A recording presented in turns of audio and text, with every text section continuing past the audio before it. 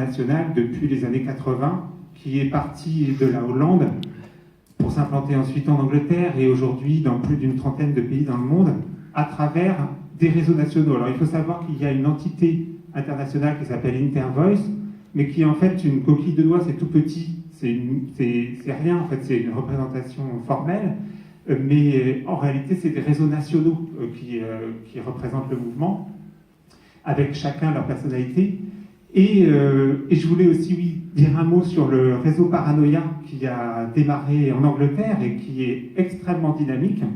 Et j'insiste dessus parce que dans les représentations communes en psychiatrie, il y a cette idée que, et évidemment, c'est pas possible que des gens paranoïaques se mettent en réseau. Eh bien, si. Et même aujourd'hui, le réseau Paranoia en Angleterre est plus dynamique que le réseau sur l'entente de voix, au point qu'ils sont en train de le dépasser en termes de membres.